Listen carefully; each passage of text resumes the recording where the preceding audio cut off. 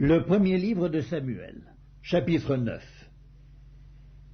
Il y avait un homme de Benjamin nommé Kis, fils d'Abiel, fils de Séror, fils de Bécorath, fils d'Apiac, fils d'un Benjamite.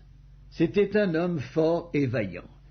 Il avait un fils du nom de Saül, jeune et beau, plus beau qu'aucun des enfants d'Israël, et les dépassant tous de la tête.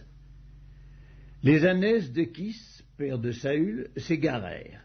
Et Kis dit à Saül, son fils, « Prends avec toi l'un des serviteurs, lève-toi, va et cherche les ânesses. » Il passa par la montagne d'Éphraïm et traversa le pays de Shalisha sans les trouver. Ils passèrent par le pays de Shaalim, et elles n'y étaient pas. Ils parcoururent le pays de Benjamin, et ils ne les trouvèrent pas.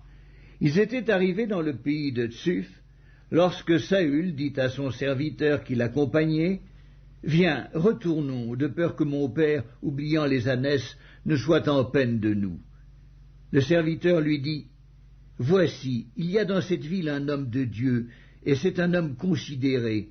Tout ce qu'il dit ne manque pas d'arriver. Allons-y donc, peut-être nous fera-t-il connaître le chemin que nous devons prendre. » Saül dit à son serviteur, « Mais si nous y allons, que porterons-nous à l'homme de Dieu? Car il n'y a plus de provisions dans nos sacs, et nous n'avons aucun présent à offrir à l'homme de Dieu. Qu'est-ce que nous avons? » Le serviteur reprit la parole et dit à Saül, « Voici, j'ai sur moi le quart d'un sicle d'argent.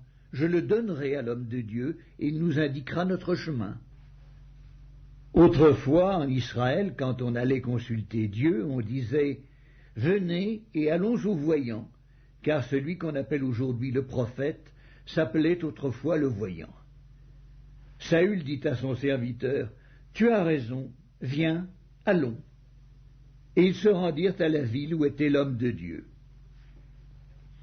Comme ils montaient à la ville, ils rencontrèrent des jeunes filles sorties pour puiser de l'eau, et ils leur dirent, « Le voyant est-il ici ?»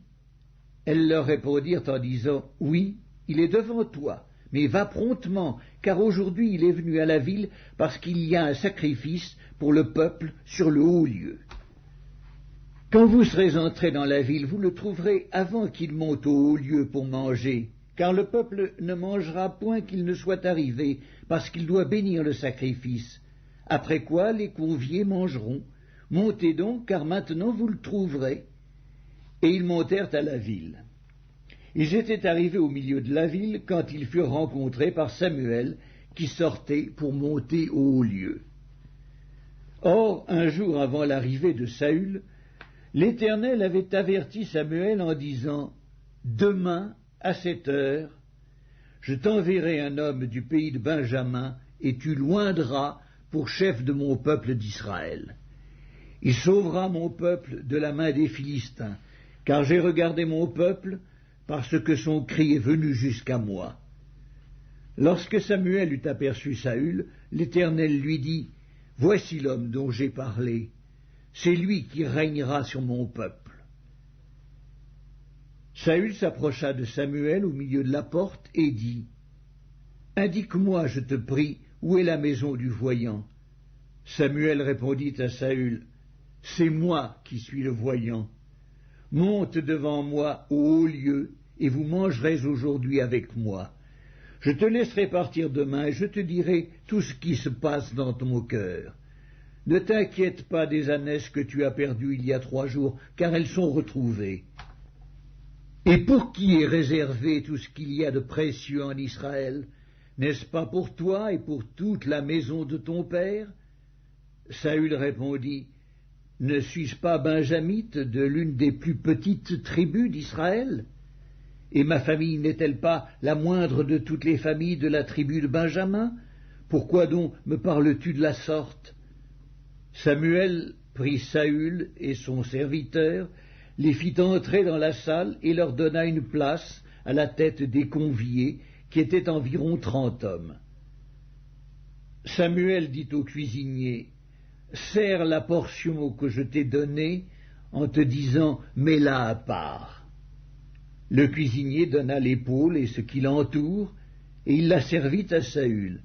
Et Samuel dit, Voici ce qui a été réservé, mets-le devant toi et mange, car on l'a gardé pour toi lorsque j'ai convié le peuple. » Ainsi Saül mangea avec Samuel ce jour-là. Ils descendirent du haut lieu à la ville, et Samuel s'entretint avec Saül sur le toit.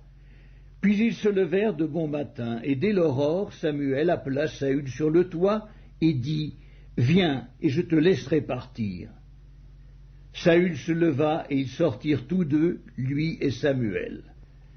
Quand ils furent descendus à l'extrémité de la ville, Samuel dit à Saül, « Dis à ton serviteur de passer devant nous. » Et le serviteur passa devant. « Arrête-toi maintenant, reprit Samuel, et je te ferai entendre la parole de Dieu. »